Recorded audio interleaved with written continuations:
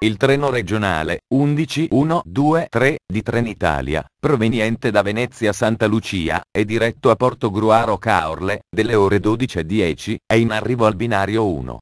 Attenzione! Allontanarsi dalla linea gialla. Ferma Lison. Il treno regionale 11124 di Trenitalia, proveniente da Portogruaro Caorle e diretto a Venezia Mestre, delle ore 12:18, è in arrivo al binario 2. Attenzione! Allontanarsi dalla linea gialla. Ferma in tutte le stazioni.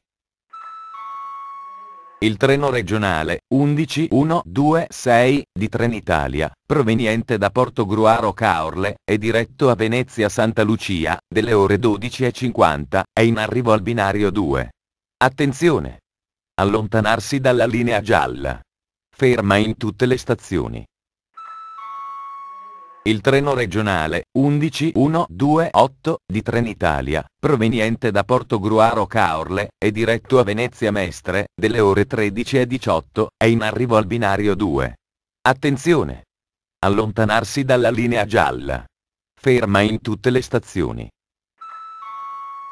Il treno regionale veloce 2691 di Trenitalia, proveniente da Venezia Santa Lucia e diretto a Trieste Centrale, delle ore 13:27, è in arrivo al binario 1. Attenzione! Allontanarsi dalla linea gialla. Ferma a Portogruaro Caorle, Latisana Lignano Bibione, San Giorgio di Nogaro, Cervignano Aquileia Grado, Monfalcone.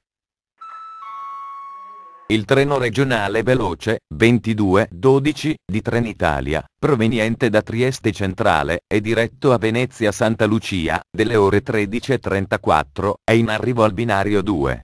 Attenzione! Allontanarsi dalla linea gialla. Ferma a San Donà di Piave, Quarto d'Altino, Venezia Mestre.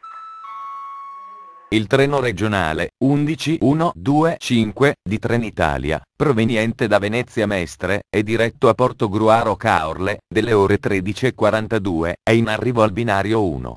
Attenzione! Allontanarsi dalla linea gialla. Ferma Lison.